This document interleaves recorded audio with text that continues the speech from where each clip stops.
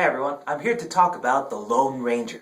So, what did I think about the $250 million big box office flop of 2013, which has a 30% on Rotten Tomatoes?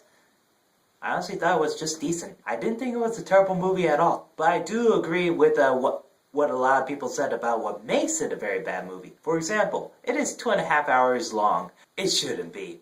It should be just 90 minutes. 2 hours is just pushing it, I believe. So 90 minutes to 100 minutes, that's the perfect length for The Lone Ranger. And it's a very simple story, too. It's not as complicated as the Pirates of the Caribbean movies, about how they have to go from point A to point B, but they have to go through point C and point D. They don't even do that. It's just like the middle part of The Lone Ranger is just an hour of unnecessary filler. So, yeah, if it cuts out all the bullshit, and also there's Helena Bonham Carter. I'm not against the actress, I think she's a very good actress, but her character's unnecessary in this movie. If you cut her off and possibly cut off Barry Pepper, an actor I like, but for some reason he makes the whole cast feel bloated. I don't know why. He is also unnecessary in this movie, and I'll get to that. So it first starts off in the 1933 at a state fair. I believe it's in San Francisco, and you see this little boy who's dressed up as the Lone Ranger.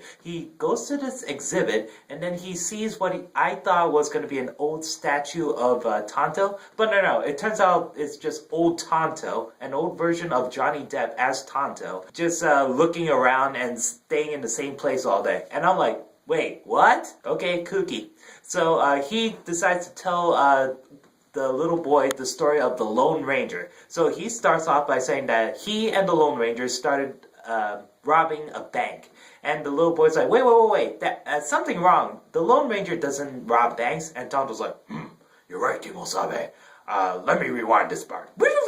So the real story actually started on a train where the Lone Ranger, before he's the Lone Ranger, is just a regular lawman who's coming back from law school, and he comes to visit town to see his brother. So Tonto is on the train along with William Fichtner as Butch Cavendish. William Fichtner, I like the dude. In every single movie I see him in, he's pretty good. I liked him in The Dark Knight. I thought he was awesome in Drive Angler. So I can't wait to see him in Teenage Mutant Ninja Turtles, even though I know it's most likely going to be a shitty movie, but I do like the actor. So he could probably pull off Shredder. And yes, I know he's not Asian, but still, he is a good actor. Tonto is chained up right next to Butch Cavendish, and Butch killed guards on the train. So Tonto is about to kill Butch, but the Lone Ranger stops him.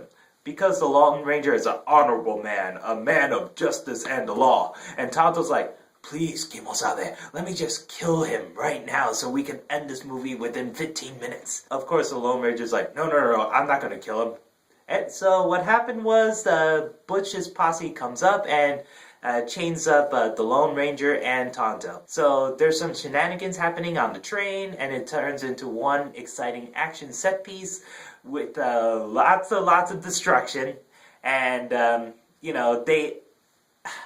it's weird how they both survived without any scratches on them. Seriously, when you see the train crash, they don't even have cuts or bruises, Tonto and the Lone Ranger. They just survive, and they're the most luckiest people on the planet who just happen to survive this. They're like, seriously, God is looking out for them. The Lone Ranger decides to lock Tonto up in jail because he believes that Tonto's gonna kill Butch Cavendish anyway, so he's like, you know what, I'm just gonna lock you in here. And remember, Tonto is locked up in jail, and there's a shot where it shows Tonto and a set of keys all the way on the other side of the room, and the shot stays like that for a couple more seconds. So you're thinking, oh, how's he gonna get out of this one? So the Lone Ranger meets up with his brother, and the brother is played by James Badge Dale. I like this actor.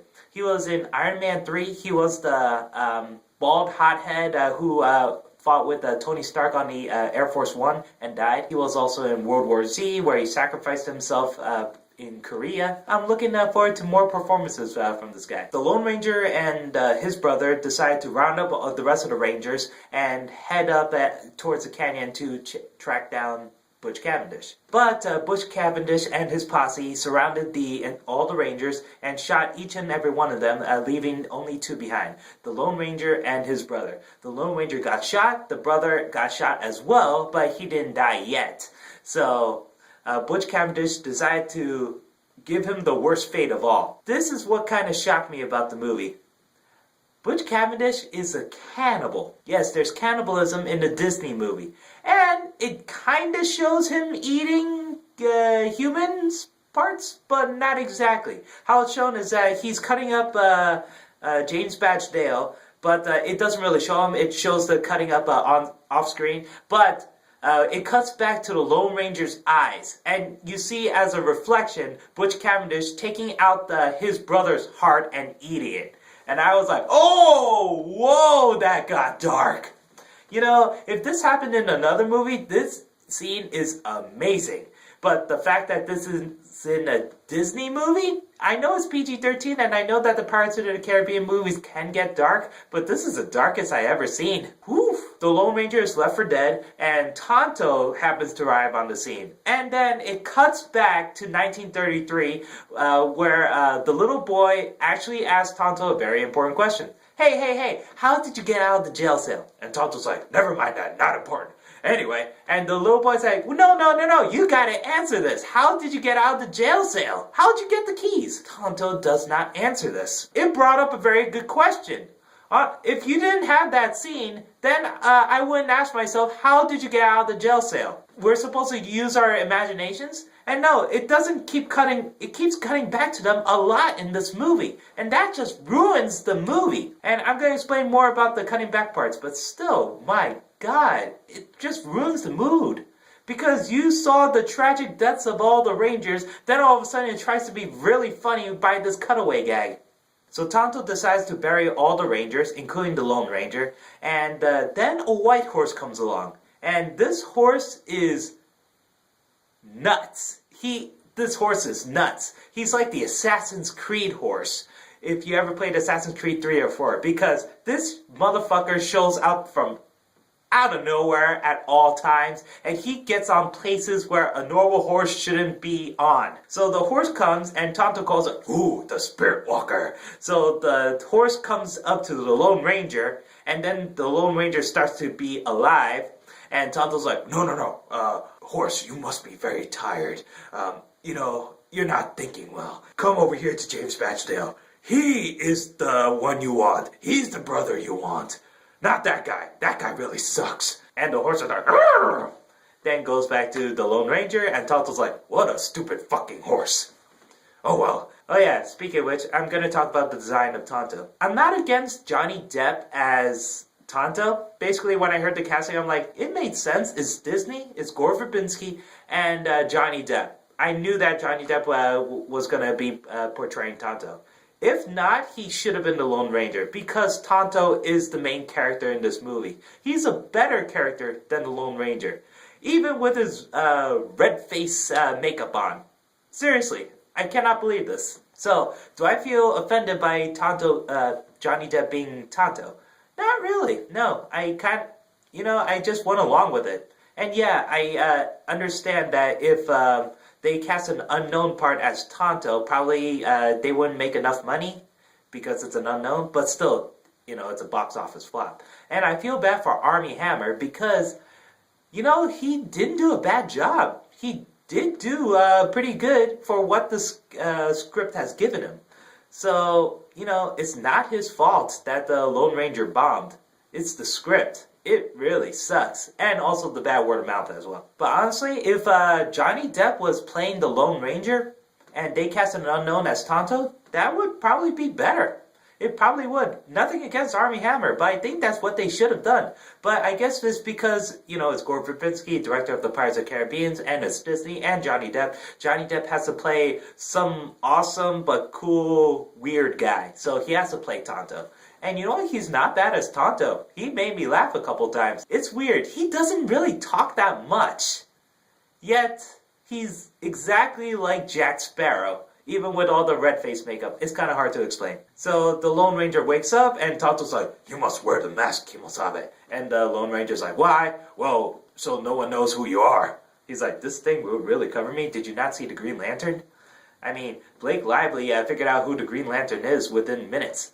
And she saw him naked. So the Lone Ranger and Tonto team up, and they're gonna head off and catch Butch Cavendish by going to a saloon first because they have no idea where he is. And in this saloon, they meet up with Helena Bonham Carter, who has only one leg, and her other leg is made out of ivory, and it's also a gun. A very powerful gun. The fact that she is able to handle this, I don't know. I felt like it should have broken her even more. Anyway, she's only in it for like 5-10 minutes of the movie, and she is also very unnecessary. I don't see the point of her character. All I know is that she got her leg cut off and eaten by Butch Cavendish. That's it. Otherwise, she's really not that significant in the entire movie. I guess they just wanted to reunite Johnny Depp with Helena Bonham Carter, but you know, the chemistry is not even there anyway. So the Lone Ranger and Tonto find Butch Cavendish near the silver mines, which is where they're building the train tracks, and they caught him, but Tonto really wants to kill Butch Cavendish. He even said, Lone Ranger, Kimosabe, don't worry, let me just kill him. You don't have blood in your hands, no. Let me just kill him, then we can end this movie. But the Lone Ranger's like, nope. I'm gonna bring him in. We're gonna bring him to court. We have to do this the lawful way. And Tonto's like, you know, if something bad happens, more people are gonna die. And the Lone Ranger's like, I'm not gonna let that happen. So the Lone Ranger knocks out Tonto and decides to bring him to the officials, who is led by Tom Wilkinson. Here's the thing about Tom Wilkinson. I like him as an actor, but if you're trying to keep it a twist that he's gonna be a bad guy in your own movie, yeah, you're gonna have a hard time because he basically plays a bad guy in almost every movie he's in. Hell, he's basically playing the same character from Batman Begins. He's Falcone. I don't even know his character's name in this movie. I'll just call him Falcone. Anyway, it turns out that Tom Wilkinson is the bad guy, and he is the brother of Butch Cavendish. So, and then it's revealed through flashbacks that young Tonto found the silver mines, and he found the young Butch Cavendish and young Tom Wilkinson, decided to help them, heal them, and he told them where the silver mine is, all for a pocket watch, and Butch Cavendish just killed off everyone that Tonto knows. So Tonto becomes an outcast, and that's why he was wearing the makeup and has the dead crow thing. So yeah, the fact that this is not only the beginning of the Lone Ranger, it shows the origins of Tonto. And the origins of Tonto is much more interesting than the beginning of the Lone Ranger. Why? You should not do that! You have to make the Lone Ranger interesting! And so far, this guy is a coward and a pussy. Oh yeah, he is the luckiest son of a bitch of all. Because the Lone Ranger and Tonto were held up at gunpoint by a couple of Butch Cavendish's posse. There was like 3 members of them. You know, the Lone Ranger shoots accidentally, and it ricochets off everywhere, and then hits a rope which is holding this giant wood plank, and then falls down on top of these men's heads. And it's like a cartoon, because when the Lone Ranger and Tonto walks up to see the bodies, their heads are gone. There's no blood or anything, they're just like gone. Yeah, this guy is lucky. He only gets away with luck, not skill. Luck. So the Lone Ranger was betrayed, and Barry Pepper's also in there. Barry Pepper was supposed to be a good guy at first, but then Tom Wilkinson's like, no, you did something wrong. You killed off the Comanche. And Barry Pepper's like, all right, I gotta turn bad now. You know, I like Barry Pepper, but come on, you wasted him in this movie. Why? He's a great actor. I like him in almost every movie, except in this one. So yeah, the Lone Ranger is held up at gunpoint, he's blindfolded, and he's about to die. Then Tonto saves the day by imitating a Chinese man. Not exactly racist, he's just wearing Chinese man clothes, and that's the only thing he could find at the time. So it was kind of funny. But at the same time, the Comanche decides to do a raid on all the US soldiers, and this is the hardest part to sit through to the movie for me. It's like trying to be like Pirates of the Caribbean, the very silly escape. So because the Lone Ranger is doing nothing, he's just trying to figure out what's going on, and Tonto is using like the minecart and pushing the Lone Ranger away. But at the same time, the Comanche are getting slaughtered by the hundreds bodies everywhere, bodies in the water, bodies on the ground, dead horses. They're getting shot up by Gatling guns. This is happening at the exact same time. It keeps cutting back and forth between the silly escape and the Comanche getting slaughtered. And I was like, oh my god, you did this wrong, movie. Really wrong. Wow. I don't know how to exactly edit that scene. I felt like if you have the Lone Ranger witness everything, you know, he does escape but not in a silly way, then witness the Comanche getting slaughtered, that would have been better. But no, you're having the silly escape with the minecart, but at the same time you're seeing the Comanche getting slaughtered. It hurts. It hurts. That scene was horrible to watch. And right after that is even worse, because the Lone Ranger looks down at all the dead bodies in the river, and then he's like, you know what? I decided to finally kill Butch Cavendish. I gotta start acting like the Lone Ranger. And Tonto looks at him, and he's like, what the fuck, man? What took you so fucking long? All my people dead. Everyone. And, oh look, there's a white horse. And it cuts away to the horse on a tree. Why?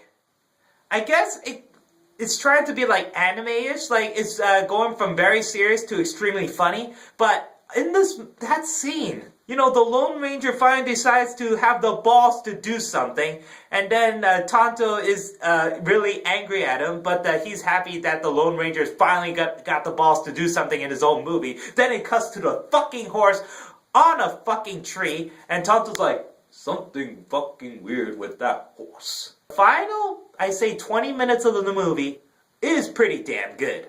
I really liked it. It's such a shame that it took such a long time to get to it. So what happened was, Tom Wilkinson is holding a conference, and they're going to announce something about the train. So it cuts back to the beginning, where the Lone Ranger and Tonto were robbing a bank. But in this bank, they're holding up all the dynamite. And yeah, it cuts back to the kid as well, saying, how did you know where the dynamite is? And Tonto's like, not important. Seriously, it keeps cutting back to old Tonto and the kid, and that was unnecessary. And it brought up even more questions. How the hell do they know where the dynamite is? There's no way they should have known. It was hinted that the dynamite was in the bank, but Tonto and the Lone Ranger weren't even around that time. They just happened to know. So they recruited Helena Bonham Carter, and Barry Pepper has a leg fetish. No. Ivory fetish. Now, it would make sense. It would make sense if he had a leg fetish. No, he has an ivory fetish. So when Helena Bonham Carter did The Graduate on him, showed him her leg, and Barry Pepper's like, oh my god, the ivory. Jesus Christ, he was about to ejaculate. Wow! So Helena Bonham Carter shoots up a car filled with dynamite and has distracted everyone. And the train is starting to get away with Tom Wilkinson. And, oh yeah, I forgot to mention that the Lone Ranger is in love with his brother's wife. And his brother's wife and son is a hostage on this train. The Lone Ranger is running on top of rooftops with his horse. And yes, it is illogical, but it looks awesome. And I wish it reminds me of 300 Rise of an Empire when Sullivan Stapleton was on his horse jumping on top of the Persian ships in the middle of the ocean. So, you know, the shots look amazing. It is fun.